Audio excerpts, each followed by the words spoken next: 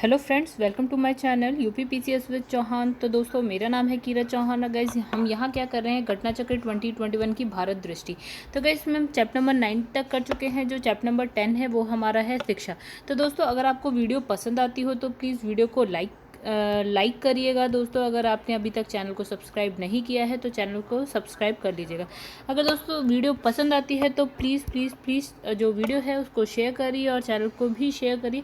चलिए दोस्तों, फिर हम स्टार्ट करते हैं जो अपना चैप्टर है, चैप्टर नंबर 10, जो कि है शिक्षा। प्लीज़ यहाँ पे देखते हैं क्या लिखा है। यहाँ लिखा है गाइस, शिक्षा मानव संसाधन विकास का क्या है, सार है, और जो देश के सामाजिक और आर्थिक ताने बाने को संतुलित करने में क्या महत्वपूर्ण और उपचारात्मक भूमिका निभाती है। तो वर्तमान में मानव संसाधन विकास मंत्रालय दो विभागों, स्कूलीय शिक्षा और एक है स्कूली शिक्षा तथा साक्षरता विभाग और उच्चतर शिक्षा विभाग के जरिए क्या करता है, कार्य करता है। आगे बढ़ते हैं, लिखा है निःशुल्क और अनिवार्य शिक्षा का बाल अधिकार और सर्व शिक्षा अभियान। ठीक है, यहाँ लिखा है भारत के संविधान की जो धारा है 21A के फलस्वरूप क्या है, निःशुल्क और अनिवार्य शिक्षा का बाल अधिकार, यानी कि यहाँ लिखा है RTE अधिनियम 2009 देश में क्या वर्ष 2010 में लागू हुआ। और क्या इसमें लिखा है, जो आपकी RTE अधिनियम है उसमें 6 से 14 वर्ष की आयु के सभी बच्चों को क्या है, औपचारिक स्कूल में समानता के आधार पर क्या है, प्राथमिक शिक्षा का अधिकार है। यानी कि 6 से 14 वर्ष के सभी बच्चों को क्या शिक्षा का अधिकार दिया गया है। ठीक है, कब से लागू होता है, कैसे, 2010 से। चलिए, राष्ट्रीय शिक्षा नीति एक बार देख लेते हैं। तो यहाँ लिखा है कि जो राष्ट्रीय शिक्षा नीति 2020 है, 1986 की जो नई शिक्षा नीति के स्थान पर 34 वर्षों के बाद क्या लाई गई 21वीं शताब्दी की पहली क्या है, शिक्षा नीति है। ठीक है, अब यह लिखा है पहुँच, समानता, गुणवत्ता, वहनीयता, उत्तरदायित्व के आधार स्तंभों पर निर्मित ये नीति सतत विकास हेतु 2030 के एजेंडे से क्या है, जुड़ी हुई है। यानी कि आपका है सस्टेनेबल डेवलपमेंट गोल से जुड़ी हुई है। तो इसका लक्ष्य है स्कूल और कॉलेज दोनों की शिक्षा को अधिक समग्र और लचीला बनाकर भारत की जीवंत ज्ञान समाज और वैश्विक ज्ञान महाशक्तियों के रूप में परिणत करना। फिर लिखा है इस नीति की एक महत्वपूर्ण विशेषता है, क्या है, कि तैयारी के पूर्व से तैयारी करने और क्रियान्वयन तक प्रत्येक स्तर पर अभूतपूर्व परामर्श की प्रक्रिया है। यहाँ पे लिखा है इस नीति की मुख्य विशेषताएं देख लेते हैं। तो यहाँ लिखा है राष्ट्रीय शिक्षा नीति 2020 में प्री स्कूल से माध्यमिक स्कूल तक सभी स्तरों पर क्या है, स्कूली शिक्षा का सार्वभौमिक पहुंच सुनिश्चित करने पर बल दिया गया है। तो वर्ष 2030 तक स्कूली शिक्षा में जो सकल नामांकन अनुपात को बढ़ाकर 100%, यानी कि इसने कहा 100% करना है, जो कि आज कम है। ठीक है, और इस नीति के अंतर्गत क्या है, स्कूल से वंचित रहे लगभग 2 करोड़ बच्चों को मुख्य धारा में वापस लाना है। फिर इसमें लिखा है कि NEP 2000 मतलब जो राष्ट्रीय शिक्षा नीति 2020 का जोर प्रारंभिक बाल्यावस्था देखभाल और शिक्षा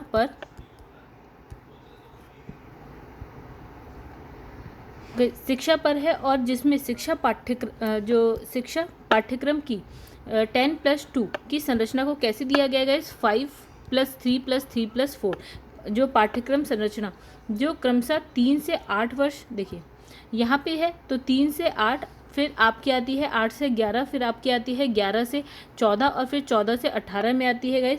तो वर्ष के तदनुरूप है। ठीक है, और इसके तदनुरूप है और से प्रतिस्थापित किया जाना है। अब लिखा है 3 से 6 वर्ष की आयु समूह जो अब तक शामिल नहीं रहा को स्कूल पाठ्यक्रम के अंतर्गत लाया जाएगा, और नई प्रणाली में 3 वर्षों की आंगनबाड़ी प्री स्कूलिंग के साथ 12 वर्षों की स्कूली शिक्षा होगी। तो यहाँ लिखा है 8 वर्ष तक की उम्र के बच्चों के लिए क्या NCERT प्रारंभिक बाल्यावस्था देखभाल और शिक्षा हेतु एक राष्ट्रीय पाठ्यक्रम और शिक्षण पद्धति संबंधित क्या है, विकसित करेगा। फिर लिखा है इस नीति द्वारा कम से कम कक्षा 5 तक क्या है, अधिमानतः कक्षा 8 तक और उसके आगे जहां तक संभव हो शिक्षा की माध्यम भाषा के रूप में मातृभाषा, स्थानीय भाषा, क्षेत्रीय भाषा पर जोर दिया गया है। स्कूल और उच्च शिक्षा के सभी स्तरों पर त्रिभाषा फॉर्मूला, जो आपके है त्रिभाषा फॉर्मूला में होने समेत छात्रों को संस्कृत का विकल्प प्रदान किया जाएगा। लिखा है राष्ट्रीय शिक्षा नीति 2020 और उच्चतर शिक्षा। तो लिखा है राष्ट्रीय शिक्षा नीति का लक्ष्य उच्चतर शिक्षा में सकल नामांकन अनुपात को 2035 तक बढ़ाकर 50% करना है। वर्तमान में कितना है गाइस, ये है 26.3% है। 2018 का ये आंकड़ा है गाइस। तो यहाँ पे लिखा है जो आपका है उच्चतर शिक्षा गाइस क्या है, व्यावसायिक शिक्षा सहित, ठीक है। लिखा है उच्च शिक्षा संस्थानों में 3.5 करोड़ जो है नई सीटों को जोड़ा गया है और इस नीति में व्यापक आधार वाले जो बहुविधायी और समग्र पूर्व स्नातक शिक्षा प्रणाली की परिकल्पना है, जिसमें क्या है विषयों के रचनात्मक संयोजन और मुख्यधारा की शिक्षा के पेशेवर शिक्षा के एकीकरण की अनुमति है, ठीक है। इसमें लिखा है संयोजन मतलब रचनात्मक संयोजन, जैसे गणित के साथ साथ संगीत और इतिहास के साथ चित्रकला। तो गाइस यहाँ पे क्या लिखा है अभी, तो इस यहाँ लिखा है चिकित्सा और कानूनी शिक्षा को छोड़कर सभी उच्चतर शिक्षा के लिए भारत का उच्च शिक्षा आयोग, यानी कि यहाँ पे लिखा है HECI नाम से एक ही सर्व समावेशी निकाय होगा और HECI में 4 स्वतंत्र कार्यक्षेत्र होंगे, यानी व्यापक नियंत्रण हेतु राष्ट्रीय उच्च शिक्षा नियामक परिषद, फिर मानक स्थापित करने हेतु क्या सामान्य शिक्षा परिषद, फिर फंडिंग के लिए उच्च शिक्षा अनुदान परिषद और प्रमाणन के लिए राष्ट्रीय प्रमाणन परिषद, ठीक है। आगे लिखा है NCERT के साथ परामर्श कर लिखा है NCERT के साथ परामर्श कर क्या NCTE द्वारा क्या शिक्षकों को शिक्षण हेतु एक नया और समग्र राष्ट्रीय पाठ्यक्रम रूपरेखा NCFTE 2021 तैयार किया गया है गाइस। यहाँ पे लिखा है सीखने, मूल्यांकन करने और योजना बनाने और प्रशासन के विकास के लिए क्या प्रौद्योगिकी के उपयोग पर विचारों के मुफ्त आदान प्रदान हेतु प्लेटफॉर्म प्रदान करने के लिए एक स्वशासी निकाय राष्ट्रीय शैक्षणिक प्रौद्योगिकी फोरम क्या बनाया गया है। फिर लिखा है सर्व सुलभता, इसमें लिखा है प्राथमिक शिक्षा की सर्व सुलभता के लिए सर्व शिक्षा अभियान क्या SSA कार्यक्रम वर्ष 2001 से लागू किया गया है और इसमें शिक्षा को निष्पक्ष और सर्व सुलभ बनाने में काफ़ी प्रगति की है, ठीक है। गाइस आगे लिखा है कि नए स्कूल, इसमें है नए स्कूल पहला, तो इसमें लिखा है सर्व शिक्षा अभियान के अंतर्गत पिछले वर्षों में सर्व सुलभता के लक्ष्य की प्राप्ति की दिशा में प्रगति जो है निरंतर बनी हुई है। फिर लिखा है कि स्कूल न जाने वाले बच्चों को मुख्यधारा में लाने हेतु विशेष प्रशिक्षण, तो इसमें लिखा है RT अधिनियम में स्कूल नहीं जाने वाले बच्चों को उनकी आयु के अनुसार उपयुक्त कक्षाओं में प्रवेश देने के लिए विशेष प्रावधान किया गया है। फिर लिखा है आवासीय सुविधा, तो लिखा है पर्वतीय अथवा बिखरे हुए तथा घने जंगलों वाले दुर्गम क्षेत्रों में स्कूली छात्रों के लिए आवासीय सुविधा प्रदान की जाएगी और इसमें लिखा है SSA ने 90855 यानी कि 90,855 छात्रों की क्षमता वाली 826 आवासीय संस्थाएं प्रदान की हैं। फिर परिवहन अथवा अनुरक्षण सुविधा, लिखा है ये सुविधाएं उन बच्चों को प्रदान की जाती है जो दूर दराज के क्षेत्रों में बिखरी हुई बस्तियों में रहते हैं या उन शहरी क्षेत्रों में जहां ज़मीन का मिलना एक समस्या है और बच्चों को दी जाती है, ठीक है। उन बच्चों को दी जाती है जो अत्यंत वंचित वर्ग के हैं और विशेष आवश्यकता वाले यानी कि दिव्यांग हैं। फिर लिखा है ड्रेस, फिर लिखा है सर्व शिक्षा अभियान के तहत सभी जो बालिकाएं हैं अनुसूचित जाति, अनुसूचित जनजाति, गरीबी रेखा से नीचे के बच्चों को स्कूली ड्रेस दो सेट दिए जाते हैं। गाइस आगे बढ़ते हैं, इन सब चीज़ों को बाद में पढ़ेंगे जो बॉक्स में है गाइस, पहले हम पूरा करते हैं। इसमें लिखा है प्राथमिक शिक्षा में लड़के लड़कियों की संख्या में अंतर को दूर करना, तो इसमें लिखा है बालिका शिक्षा, ठीक है। तो इसमें लिखा है कि RTE SSA लड़कियों और वंचित तथा कमजोर वर्गों के बच्चों की शिक्षा पर स्पष्ट जोर और विशेष ध्यान देता है। तो SSA के तहत क्या है सामान्य हस्तक्षेप सभी लड़कियों और वंचित एवं कमजोर वर्गों के बच्चों पर लागू होता है। तो इसमें क्या है RTE नियमों के अनुसार बस्तियों के अंदर की प्राथमिक और उच्च प्राथमिक स्कूल ड्रेसेस, ठीक है, और जो है पाठ्य पुस्तक आदि की उपलब्धता सुनिश्चित करना भी शामिल है। तो गाइस यहाँ पे लिखा है आगे कस्तूरबा गांधी जो बालिका विद्यालय, ठीक है, यानी कि KGBV। तो यहाँ लिखा है कस्तूरबा गांधी बालिका विद्यालय अनुसूचित जाति जैसे क्या लिखा है अनुसूचित जाति, अनुसूचित जनजाति, फिर लिखा है आपका अल्पसंख्यक में भी गैस ये नहीं पता, यहाँ लिखा है मुस्लिम समुदाय और BPL यानी कि गरीबी रेखा के नीचे के परिवार की लड़कियों के आवासीय विद्यालय। ये विद्यालय उन विकास खंडों में खोले गए हैं जो शिक्षा की दृष्टि से पिछड़े हुए हैं और जहां विद्यालय काफ़ी दूरी पर है तथा लड़कियों की सुरक्षा एक चुनौती है। लिखा है कि KGBV में 75% स्थान अनुसूचित जाति, अनुसूचित जनजाति, OBC और गैस यहाँ पे लिखा है अल्पसंख्यक परिवारों की बालिकाओं के लिए क्या है आरक्षित होते हैं, जबकि 25% स्थान जो है गरीबी रेखा के नीचे वाले परिवारों की बालिकाओं के लिए आरक्षित होते हैं। फिर लिखा है कि जेंडर यानी कि लिंग के आधार पर भेदभाव की समाप्ति। तो राष्ट्रीय पाठ्यचर्या के रूपरेखा 2005 के दिशा निर्देशों के अनुसार करते हुए राज्यों ने क्या है जेंडर यानी बालक बालिकाओं के बीच अंतर को बालिकाओं और महिलाओं के बढ़ते प्रतिनिधित्व के जरिए बदलाव का महत्वपूर्ण नमूना स्थापित करने का सुविचार निर्णय लिया है। तो राज्यों में जेंडर संबंधी मुद्दों पर शिक्षकों को प्रशिक्षण दिया जाता है और विशेषकर किशोरियों से जुड़े जेंडर संबंधी मुद्दे पर क्या है प्रबोधन कार्यक्रम आयोजित किया जाता है। वैसे यहाँ लिखा है कि नेक्स्ट है हमारा लिखा है बालिका शिक्षा के उन्नयन हेतु डिजिटल जेंडर एटलस।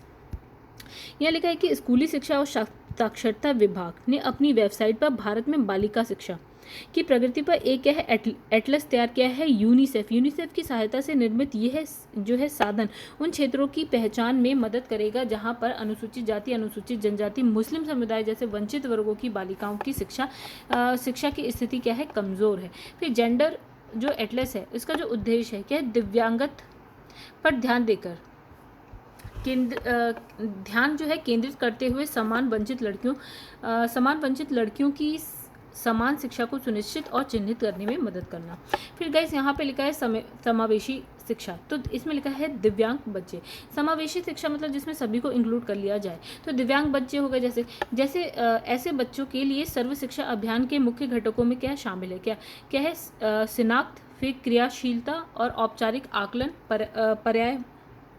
पर्याप्त शैक्षणिक नियोजन, फिर व्यक्तिगत शिक्षा योजना की तैयारी, सहायक यंत्रों तथा उपकरणों का प्रावधान, प्रशिक्षण, फिर संसाधन समर्थन, संरचनात्मक बाधाओं को हटाने, निगरानी और मूल्यांकन व विकलांग बालिकाओं पर क्या है विशेष ध्यान देना है।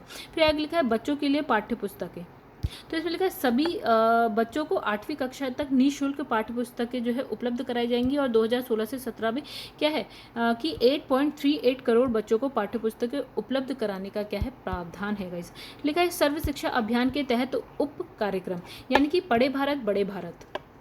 तो इसमें लिखा है सर्व शिक्षा अभियान के इस उप कार्यक्रम का उद्देश्य पहली और दूसरी कक्षा में समझ के साथ पढ़ाई लिखाई गणित पर जोर देते हुए बुनियादी शिक्षा पर ध्यान केंद्रित करना है।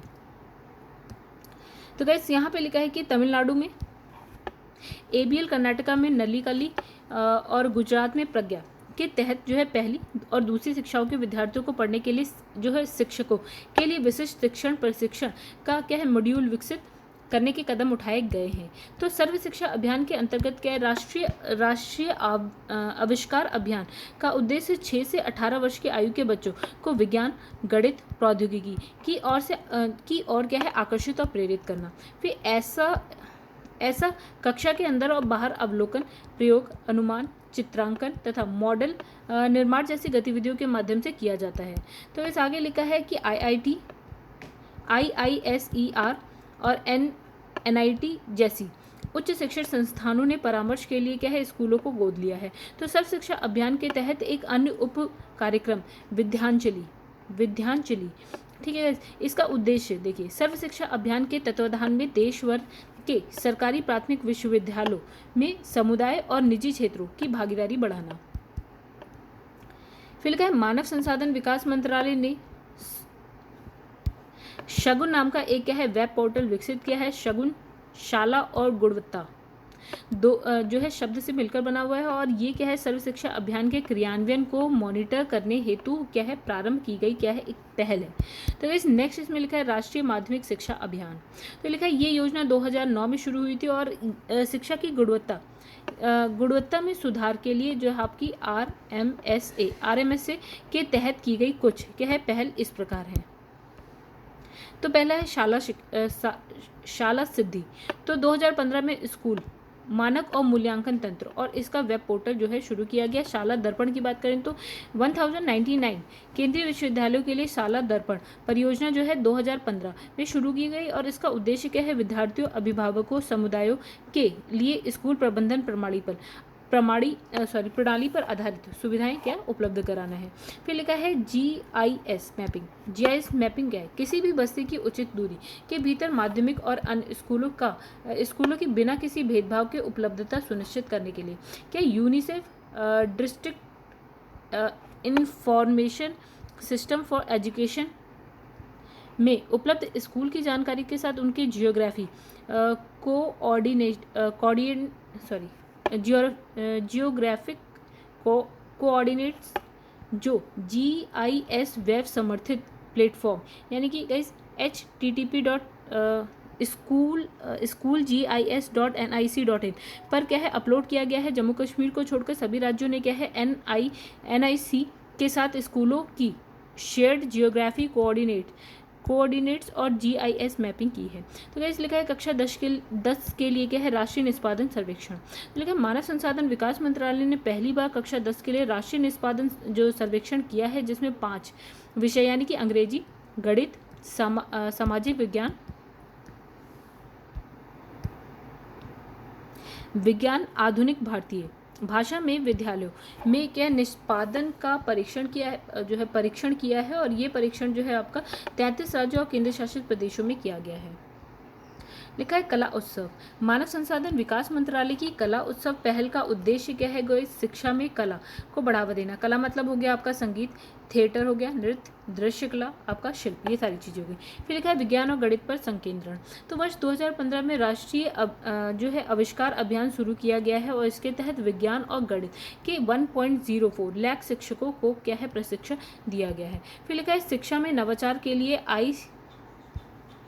ICT का इस्तेमाल करने वाले शिक्षकों के लिए क्या है राष्ट्रीय पुरस्कार रखा गया है। इसमें लिखा है माध्यमिक स्तर पर दिव्यांगों के लिए समावेशी शिक्षा की क्या योजना।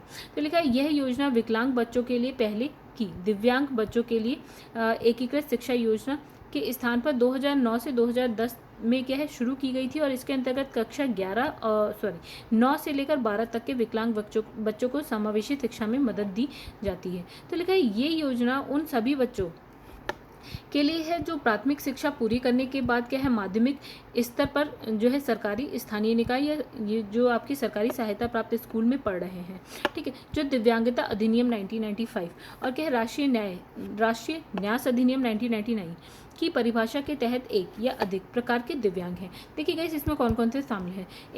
इसमें आता है दृष्टिहीनता, फिर एक आती है दृष्टिहीनता, इसमें कम दृष्टि है, फिर कुष्ठ रोग से ठीक हुआ व्यक्ति हो गया, आपका बधिर हो गया, अंग संचालन अक्षमता हो गई, मानसिक अस्वस्थता हो गई, आपकी मानसिक रूप से क्या अविकसित व्यक्ति हो गया, आत्मविमोह हो गया, फिर है प्रमस्तिष्कीय पक्षाघात हो गया। ये योजना इनके लिए भी है जो बोलने और समझने में क्या है अक्षम है, ठीक है। दिव्यांग छात्रों पर विशेष ध्यान देते हुए माध्यमिक शिक्षा तक उनकी जो है पहुंच में मदद के प्रयासों के तहत उन्हें प्रतिमाह 200 रुपये जो है वजीफा 200 प्रति माह कितना 200 रुपये वजीफा दिया जाता है और केंद्रीय सहायता के रूप में क्या है वार्षिक 3000 रुपये तथा राज्य द्वारा 600 रुपये की छात्रवृत्ति दी जाती है। फिर लिखा है शिक्षक के केंद्र प्रायोजित योजना। तो गैस यहाँ लिखा है कि शिक्षा को अधिक प्रभावित बनाना। तो केंद्र प्रायोजित शिक्षक शिक्षा योजना राष्ट्रीय शिक्षा नीति 1986 के तहत 1987 में शुरू की गई थी और इसे 12वीं पंचवर्षीय योजना में क्या संशोधित किया गया था और इसका उद्देश्य क्या है 2011 तक सभी जिलों में जो भी जिले हैं सभी जिलों में डाइट यानी कि जिला शिक्षा एवं प्रशिक्षण संस्थान क्या स्थापित करना है। फिर आगे लिखा है कि शिक्षक शिक्षा गुणवत्ता। तो लिखा है अलग कैडर बनाना, 17 राज्यों केंद्र शासित प्रदेशों ने शिक्षा योजना के तहत इन शिक्षकों को अलग कैडर बनाया है। तो इस नेक्स्ट इसमें क्या लिखा है कि शिक्षक प्रशिक्षकों के लिए क्या SCRT, ठीक है, और कैडर पुनर्संरचना का पुनर्गठन या पुनर्संरचना, ठीक है। तो यहाँ पे लिखा है कि CSS शिक्षक शिक्षा योजना के तहत 9 राज्यों ने वर्ष 2016 में अपने SCERT का पुनर्गठन किया है, ठीक है। तो लिखा है राष्ट्रीय साधन सह योग्यता छात्रवृत्ति योजना। लिखा है केंद्र प्रायोजित राष्ट्रीय साधन सह योग्यता छात्रवृत्ति योजना 2008 में शुरू की गई थी और इसका उद्योग आर्थिक रूप से कमजोर मेधावी छात्रों को क्या है 8वीं कक्षा के बाद 12वीं कक्षा तक जो पढ़ाई जारी रखने के लिए छात्रवृत्ति प्रदान करना, यानी कि स्कॉलरशिप देना, और चुने गए विद्यार्थियों को 9वीं से लेकर 12वीं कक्षा तक क्या है प्रतिवर्ष 6,000 रुपये यानी कि 500 रुपये प्रति माह की एक कि 1 लाख जो छात्रवृत्ति यानी कि स्कॉलरशिप देना, और जिन विद्यार्थियों के अभिभावकों की सभी साधनों से आय जो है 1.5 लाख रुपये से कम है वे इस छात्रवृत्ति के क्या है पात्र होंगे। और छात्रवृत्ति के लिए विद्यार्थियों का चयन राज्य सरकार द्वारा आयोजित की जाने वाली जो है परीक्षा मतलब क्या होती है राज्य द्वारा आयोजित की जाने वाली परीक्षा से किया जाएगा, मतलब यहाँ पे एक एग्जाम होगा गाइस। तो फिर लिखा है राष्ट्रीय बालिका प्रोत्साहन योजना। तो लिखा है बालिकाओं को माध्यमिक शिक्षा के लिए प्रोत्साहित करने की ये केंद्र प्रायोजित योजना वर्ष 2008 में शुरू की गई थी। इसके तहत माध्यमिक स्कूलों में विशेषकर क्या है अनुसूचित जाति अनुसूचित जनजाति की बालिकाओं के प्रवेश को बढ़ावा दिया जा सके और स्कूल छोड़ने वाली बालिकाओं की संख्या में क्या है कमी की जा सके। फिर लिखा है इस योजना के अंतर्गत नवी कक्षा की अविवाहित पात्र लड़कियों के नाम पर 3,000 रुपये के सावधिक खाते में जमा किए जाएंगे और यह राशि वे 11वीं कक्षा पास करने और 18 वर्ष की आयु पूर्ण होने पर क्या है ब्याज के साथ निकलवा सकती हैं। लिखा है प्रत्यक्ष लाभ अंतरण DBT प्रणाली का क्रियान्वयन। तो लिखा है केंद्र सरकार ने प्रत्यक्ष लाभ अंतरण योजना यानी कि प्रणाली वर्ष 2013 में शुरू की थी। इसके तहत क्या है 8 मंत्रालयों ने विभागों की 25 योजनाएं 16 राज्य केंद्र शासित प्रदेशों की 43 पायलट जिले में DBT के क्रियान्वयन के लिए क्या है प्रयोग के तौर पर चुनी गई हैं। तो 2015 में DBT योजना पूरे देश में क्या लागू हो गई है और राज्य सरकारों द्वारा राष्ट्रीय साधन और सह योग्यता छात्रवृत्ति योजना और माध्यमिक शिक्षा के लिए क्या है बालिकाओं के प्रोत्साहन की राष्ट्रीय योजना के लाभार्थियों का प्रस्ताव तथा सूची ऑनलाइन भेजने के लिए एक राष्ट्रीय छात्रवृत्ति पोर्टल क्या शुरू किया गया है गाइस। आगे लिखा है वयस्क शिक्षा। तो बुनियादी साक्षरता उद्देश्य की पूर्ति के लिए प्रथम योजना अवधि से ही अनेक कार्यक्रम जो है शुरू किए गए हैं, जिसमें से जो सबसे प्रमुख और प्रतिष्ठित है वह है राष्ट्रीय साक्षरता मिशन। तो लिखा है ये 15 वर्ष से अधिक आयु के लोगों के लिए क्या 1998 में क्या शुरू किया गया था। तो गाइस इस पर हम एक बार नीचे देखते हैं क्या लिखा है। हाँ, तो राष्ट्रीय साक्षरता मिशन जो वर्ष 2009 में संशोधित कर इसे क्या है साक्षर भारत का नाम दिया गया था और नए मिशन में आजीवन शिक्षा का नया आयाम जोड़ा गया था। तो 12वीं पंचवर्षीय योजना के दौरान साक्षरता दर को बढ़ाकर जो है 80% तक करने और लड़के लड़कियों की संख्या का अंतर जो है 10% से कम करने का प्रयास किया जा रहा है। तो लिखा है साक्षर भारत कार्यक्रम के पात्र 410 जिलों में से जो है 404 जिलों की 1.64 लाख ग्राम पंचायतों में इसे लागू करने की मंजूरी दी जा चुकी है और ये जिले जो है 26 राज्यों और एक केंद्र शासित प्रदेशों के हैं। ठीक है, अब लिखा है 57.8 लाख साक्षरता केंद्रों में शिक्षण अध्ययन प्रक्रिया शुरू की गई है। अब लिखा है कि प्रधान प्रशिक्षकों द्वारा लगभग 45.73 लाख स्वयंसेवी शिक्षकों और 2.54 लाख प्रधान प्रशिक्षकों को उपाय कुशल व्यक्तियों द्वारा प्रशिक्षण दिया गया है और इसके अलावा लगभग 13.5 हजार उपाय कुशल व्यक्तियों को भी प्रशिक्षित किया गया है।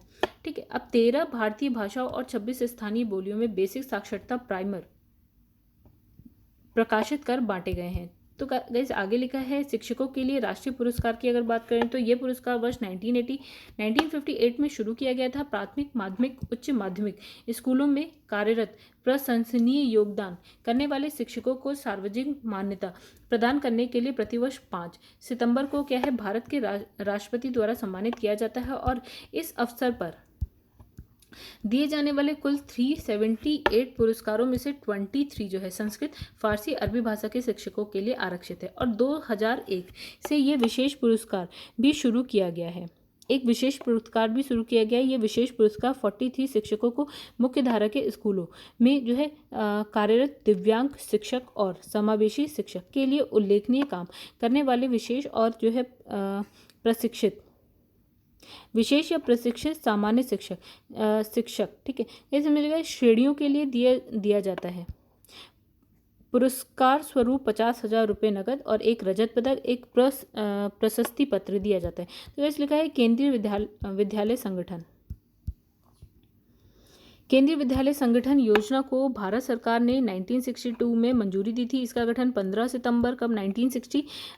दिसंबर 1963 को किया गया था। और केंद्रीय विद्यालय संगठन की शुरुआत जो है शिक्षा मंत्रालय की एक इकाई के रूप में की गई थी। ठीक है, अब ये मानव संसाधन विकास मंत्रालय की इकाई है। तो शुरुआत में शिक्षण वर्ष 1963-64 के दौरान क्या होता है, रक्षा कर्मियों की अधिकता वाले स्थानों पर संचालित 20 रेजिमेंटल स्कूलों का अधिग्रहण केंद्रीय विद्यालय के रूप में किया गया। फिर लिखा है केंद्रीय विद्यालय संगठन को सोसाइटी पंजीकरण अधिनियम 1965 के तहत एक समिति के रूप में पंजीकृत किया गया। अब लिखा है जवाहर नवोदय विद्यालय। इस यहाँ क्या लिखा है, यहाँ लिखा है कि जो राष्ट्रीय शिक्षा नीति है 1986 का उद्देश्य आवासीय नवोदय स्कूल की क्या स्थापना करना है। और इसी उद्देश्य की पूर्ति के लिए नवोदय विद्यालय समिति को सोसाइटी पंजीकरण अधिनियम 1860 के तहत पंजीकृत किया गया। तो नवोदय विद्यालय की स्थापना विशेषकर ग्रामीण क्षेत्रों के प्रतिभावन बच्चों में उनकी सामाजिक आर्थिक स्थिति का भेदभाव किए बगैर मूल्यों पर्यावरण के प्रति जागरूकता, साहसिक गतिविधियों और शारीरिक शिक्षा सहित गुणवत्तापूर्व आधुनिक जो है शिक्षा देने के लिए की गई थी। तो वैसे आगे बढ़ते हैं हम लोग। लिखा है जवाहर नवोदय विद्यालय की स्थापना संबंधित राज्य केंद्र शासित प्रदेशों की सरकार के प्रस्ताव पर की गई थी और जिसके लिए वे लगभग 30 एकड़ जमीन निःशुल्क उपलब्ध कराती है। लिखा है राष्ट्रीय शिक्षा अनुसंधान और प्रशिक्षण परिषद। राष्ट्रीय शिक्षा अनुसंधान प्रशिक्षण परिषद है, उसकी स्थापना हुई थी 1961 में एक शीर्ष राष्ट्रीय निकाय के रूप में की गई थी। तो परिषद की मुख्य इकाइयां एक है राष्ट्रीय शिक्षा संस्थान कहाँ, नई दिल्ली में। केंद्रीय शिक्षा प्रौद्योगिकी संस्थान नई दिल्ली। फिर है पंडित सुंदरलाल शर्मा केंद्रीय व्यावसायिक शिक्षा संस्थान कहाँ पे है, भोपाल में है। अजमेर, भोपाल, भुवनेश्वर, मैसूर और आपका है उमियम यानी कि मेघालय में क्षेत्रीय संस्थान। फिर आगे आता है राष्ट्रीय बाल भवन। तो राष्ट्रीय बाल भवन की जो स्थापना है मानव संसाधन विकास मंत्रालय के वित्त पोषण से एक स्वायत्त संस्थान के रूप में कब 1956 में की गई थी। और देश भर में 134 बाल भवन और बाल केंद्र हैं। इसके अलावा दिल्ली में मंडी गांव में क्या है 48 जो है बाल भवन केंद्र और क्या है एक बाल भवन है। तो केंद्रीय माध्यमिक शिक्षा बोर्ड की अगर हम बात करें तो केंद्रीय माध्यमिक शिक्षा बोर्ड यानी कि सीबीएसई केंद्र सरकार के अधीन सार्वजनिक और प्राइवेट स्कूल का बोर्ड है। तो लिखा है राष्ट्रीय मुक्त विद्यालय संस्थान।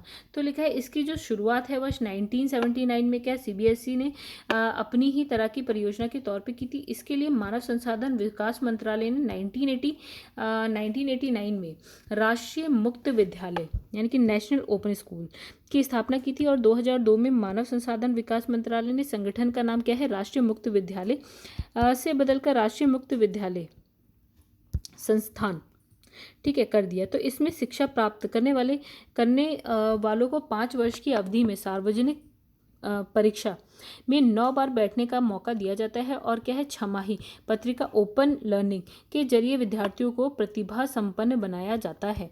तो वैसे यहाँ लिखा है माध्यमिक स्तर की परीक्षा के लिए 28 विषय 8 माध्यमों में यानी कि हिंदी, इंग्लिश, उर्दू, आपका मराठी है, तेलुगु है, आपका गुजराती है, मलयालम है, ओडिशा। और उच्च माध्यमिक शिक्षण के लिए जो है 28 विषय हिंदी, अंग्रेजी, उर्दू, बांग्ला और ओडिया भाषा में उपलब्ध हैं।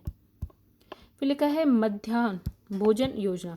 तो इस योजना के अंतर्गत सरकारी और सरकारी सहायता प्राप्त स्कूल जो होते हैं, विशेष प्रशिक्षण केंद्र हो गया, सर्व शिक्षा अभियान के तहत आने वाले मदरसों और मकतबों के पहली से 8वीं कक्षा में सभी विद्यार्थियों को दोपहर का भोजन दिया जाता है। ठीक है, जो मिड डे मील होता है ना गाइस, ये वो है।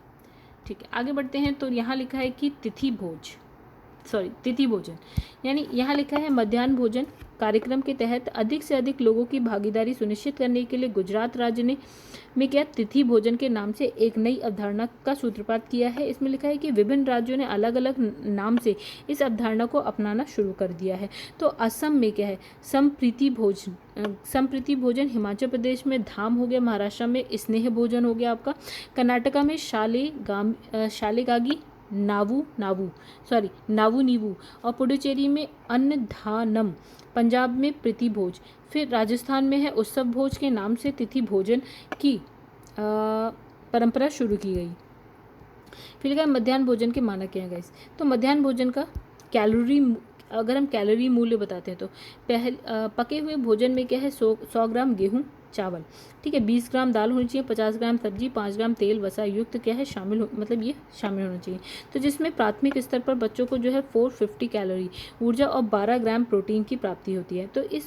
तो उच्च प्राथमिक स्तर के बच्चों को जो भोजन दिया जाता है उसमें 150 ग्राम गेहूं चावल हो गया, 30 ग्राम दाल हो गई, 75 ग्राम सब्जी हो गई, 2.7 ग्राम तेल वसा ये सब हो गया, और 700 कैलोरी उच्च ऊर्जा और 200 ग्राम जो है प्रोटीन दी जाती है गाइस। ठीक है, प्राप्ति होती है इस भोजन से।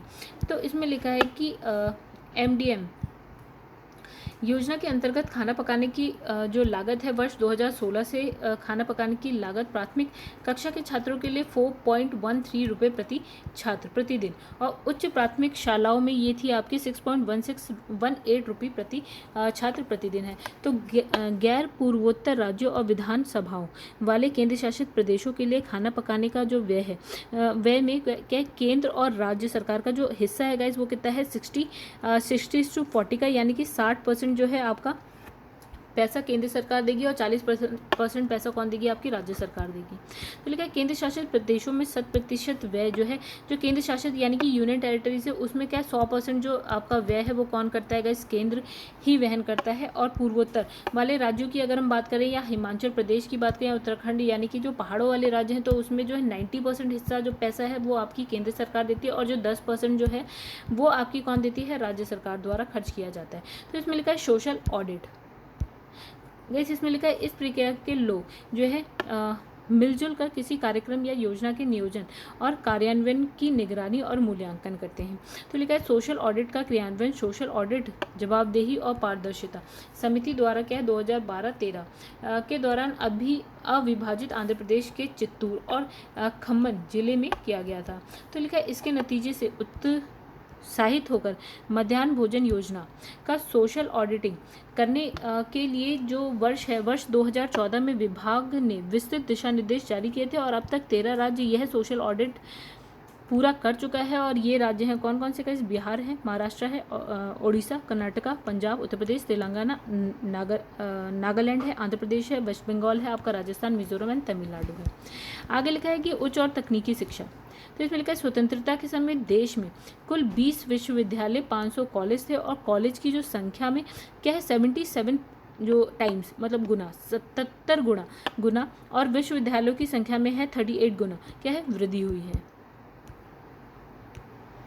लिखा है बैचलर ऑफ वोकेशनल स्टडीज़। तो लिखा है UGC ने राष्ट्रीय कौशल पात्रता तंत्र के तहत डिप्लोमा व अग्रवर्ती डिप्लोमा के एकाधिक निकाय के विविध पाठ्यक्रमों वाली बैचलर ऑफ वोकेशनल डिग्री कार्यक्रम की शुरुआत की है, और इसका उद्देश्य क्या है, युवाओं की रोजगार पाने की जो क्षमता है उसमें वृद्धि करना है। दूसरा है एकाधिक प्रवेश और एकाधिक निकाय के अध्ययन अवसरों और विषम गतिविधियों के प्रावधानों के जरिए उनकी प्रतियोगिता क्षमता बनाए रखना, और शिक्षित और रोजगार योग्य लोगों के बीच अंतर को दूर करना। फिर है माध्यमिक स्तर पर स्कूल पढ़ाई छोड़ने की दर को क्या करना, कम करना। फिर वर्तमान में 25 राज्यों के 2035 स्कूल इस योजना पर अमल कर रहे हैं। गैस यहाँ लिखा है शिक्षा क्षेत्र कौशल परिषद। तो शिक्षा क्षेत्र कौशल परिषद का जो गठन है वो 2014 में शैक्षणिक संकायों और शैक्षणिक योग्यता से इतर रोजगार की भूमिका पर विचार करने के लिए किया गया। तो यहाँ लिखा है एसएससी के कार्यों में श्रम बाजार सूचना प्रणाली का गठन शामिल है ताकि कौशल विकास की ज़रूरतों की पहचान कर प्रशिक्षण की योजना बनाई और प्रदान की जा सके और कौशल के प्रकारों का कैटलॉग तैयार किया जा सके।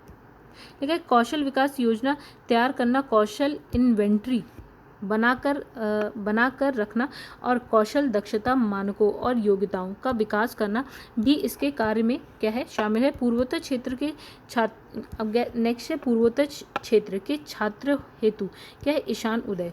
तो लिखा है यूजीसी ने वर्ष 2014-15 के शिक्षा सत्र से पूर्वोत्तर क्षेत्र के छात्रों के लिए क्या है ईशान उदय नाम की एक विशेष छात्रवृत्ति योजना जो है प्रारंभ करी है और इस योजना के में पूर्वोत्तर जो क्षेत्र हैं आपके गाइस के उन 10,000 छात्रों को छात्रवृत्ति दी जाएगी जिसके अभिभावकों की जो आय है वो 4.5 लाख रुपए वार्षिक से कम है और इसके तहत जो कॉलेज या विश्वविद्यालय स्नातक स्तर तक के छात्रों के अध्ययन के लिए प्रति माह 3,500 रुपये से 5,000 रुपये तक की छात्रवृत्ति दी जाएगी। तो लिखा है अब गाइस नेक्स्ट है आपका प्रगति। तो प्रगति छात्राओं हेतु जो है छात्रवृत्ति है।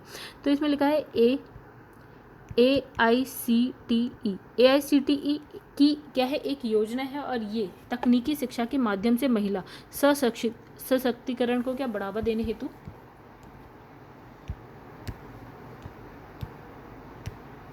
बढ़ावा देने हेतु प्रत्येक जो युवती है उसको अपनी शिक्षा को और आगे जाने का अवसर प्रदान करने का एक प्रयास है। और इस योजना की जो प्रमुख विशेषता है 4,000 रुपये वर्ष छात्रवृत्ति प्रति परिवार एक बालिका जहां परिवार की आय कितनी है 6 लाख रुपए से कम है। देखा इसमें छात्रवृत्ति की राशि शिक्षण शुल्क यानी कि 30,000 रुपये और 30,000 रुपये या वास्तविक जो भी कम हो आकस्मिक व्यय हेतु 2,000 रुपये और 10 महीने के लिए प्रति वर्ष। ठीक है, और इसके तहत अनुसूचित जाति 15% और अनुसूचित जनजाति 7.5% और ओबीसी के उम्मीदवार आवेदन के लिए जो है 27% क्या है यहाँ पे आरक्षण है। फिर लिखा है स्वामी विवेकानंद एकल जो है बालिका छात्रवृत्ति। तो लिखा है बालिका शिक्षा के संवर्धन के लिए यूजीसी ने सामाजिक विज्ञान के क्षेत्र में शोध के लिए जो है स्वामी विवेकानंद एकल बालिका छात्रवृत्ति शुरू की है। तो इसका उद्देश्य विशेष रूप से उन लड़कियों की उच्च शिक्षा के लिए खर्च की सीधी प्रतिपूर्ति करना है जो अपने परिवार का एकमात्र क्या है संतान है। लिखा है अपना कॉलेज जानो। तो अपना कॉलेज जानो नो योर कॉलेज एक ऐसा पोर्टल है जो कॉलेजों के बारे में आवश्यक जानकारी देकर छात्रों को कॉलेज के चयन संबंधी निर्णय लेने में मदद करता है। तो यह एप्लीकेशन देश के अंदर और बाहर के छात्रों को अपनी शिकायतें दर्ज करने का अवसर भी देता है। तो यहाँ लिखा है कैंपस कनेक्ट। तो राष्ट्रीय सूचना एवं संचार प्रौद्योगिकी शिक्षण मिशन योजना का क्या है उद्देश्य अध्यापन और अध्ययन की प्रक्रियाओं के लिए ICT की संभावनाओं का लाभ उठाना है। ठीक है, तो गैस ये वाली जो पूरी लिखा है राष्ट्रीय सूचना एवं संचार प्रौद्योगिकी शिक्षा मिशन के तहत 419 विश्वविद्यालयों और विश्वविद्यालय स्तर संस्थाओं 25,000 से अधिक कॉलेज और क्या है पॉलीटेक्निक संस्थाओं को कनेक्टिविटी उपलब्ध कराने की योजना है। लिखा है युवा महत्वाकांक्षी मस्तिष्कों के लिए सक्रिय लर्निंग का क्या स्टडी वेब्स।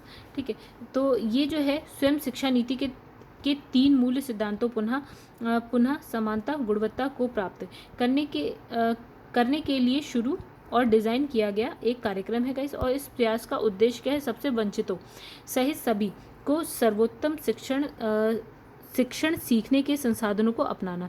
फिर लिखा है सव्यम उन छात्रों के लिए डिजिटल अंतर को पाटने का प्रयास करता है जो डिजिटल क्रांति से अछूते रह गए हैं और ज्ञान अर्थव्यवस्था की मुख्य धारा में शामिल नहीं हो पाए हैं। इस नेक्स्ट इसमें है केंद्रीय संस्कृत विद्यालय अधिनियम 2020। तो अप्रैल 2020 में केंद्रीय संस्कृत विश्वविद्यालय अधिनियम 2020 अधिसूचित किया गया था और ये अधिनियम राष्ट्रीय संस्कृत संस्थान न्यू दिल्ली, श्री लाल बहादुर शास्त्री राष्ट्रीय संस्कृत विद्यापीठ नई दिल्ली और राष्ट्रीय संस्कृत विद्यापीठ तिरुपति का केंद्रीय संस्कृत विश्वविद्यालयों में परिवर्तित करता है। इन सबको किसमें? केंद्रीय संस्कृत विश्वविद्यालय में परिवर्तित कर दिया गया। अब आगे लिखा है कि शैक्षणिक नेटवर्क हेतु वैश्विक पहल। तो शैक्षणिक नेटवर्क हेतु वैश्विक पहल का उद्देश्य अंतर्राष्ट्रीय स्तर पर वैज्ञानिक और उद्यमी प्रतिभाओं की खोज कर उन्हें उच्च अध्ययन के भारतीय संस्थानों से जोड़ने के लिए प्रोत्साहित करना है। लिखा है कॉपीराइट। तो कॉपीराइट कार्यालय की स्थापना कब? 1958 को की गई थी। इस उच्च शिक्षा विभाग के प्रशासनिक नियंत्रण में कार्य करता है और इसकी जो अध्यक्षता है कॉपीराइट पंजीयक करता है। तो ई फाइलिंग सुविधा की शुरुआत 2014 में की गई थी और नई तरह से डिज़ाइन किए गए प्रमाण पत्र के साथ कॉपीराइट का नया लोगो भी प्रयोग किया जा रहा है। लगभग 6 लाख कॉपीराइट रजिस्टरों को स्कैन किया जा चुका है। अर्ध न्यायिक निकाय कॉपीराइट बोर्ड का गठन जो है 1958 में किया गया था और अंशकालिक आधार पर क्या है कार्य कर रहा है। ठीक है, बोर्ड को कॉपीराइट पंजीकरण और कॉपीराइट निर्धारण संबंधी विवादों को निपटाने, पंजीकरण में सुधार, जनता से रोके गए कार्यों के संबंध में अनिवार्य लाइसेंस की मंजूरी, अप्रकाशित भारतीय कार्य, दिव्यांगों के लाभ के लिए अनुवादों का प्रकाशन, फिर प्रस्तुति और विशेष मकसद के कार्यों के मामले में निर्णय लेने का काम सौंपा गया है। तो कॉपीराइट कानून 2012 के तहत कॉपीराइट बोर्ड के 3 स्थायी सदस्य होते हैं, जिसमें से एक अध्यक्ष होता है और 2 सदस्य होते हैं गाइस। ठीक है, आगे बढ़ते हैं दोस्तों। तो गाइस अब हम वो वाले पार्ट कर लेते हैं जो हम स्किप करते हुए आगे बढ़े हैं, जो बॉक्स में थे। चलिए, तो यहाँ पे एक हमने देखा इंडिया रैंकिंग 2020। तो गाइस यहाँ पे क्या लिखा है? 11 जून 2020 को तत्कालीन मानव संसाधन विकास मंत्रालय रमेश पोखरियाल निशंक ने राष्ट्रीय संस्थागत रैंकिंग रूपरेखा के तहत देश में उच्च शिक्षा के संस्थानों की राष्ट्रीय स्तर पर क्या है इंडिया रैंकिंग 2020 जारी की है। तो उच्च शिक्षा के 8 क्षेत्र प्रबंधन, लॉ, मेडिकल, आपका आर्किटेक्चर है, इंजीनियरिंग है, फार्मेसी है, कॉलेज और विश्वविद्यालय की श्रेणी में मानव विकास संसाधन मंत्रालय द्वारा क्या है देश में 5वीं रैंकिंग जारी की गई है। और इस सर्वेक्षण में देश भर के सरकारी और गैर सरकारी उच्च शिक्षण संस्थानों को शामिल किया गया है। फिर लिखा है कि सभी क्षेत्रों की संयुक्त रैंकिंग में शीर्ष 5 संस्थान कौन से हैं? IIT मद्रास है, भारतीय विज्ञान संस्थान यानी कि IIS बेंगलुरु है, फिर आपका आता है IIT दिल्ली आता है, फिर IIT बॉम्बे आता है एंड देन IIT खड़गपुर आता है।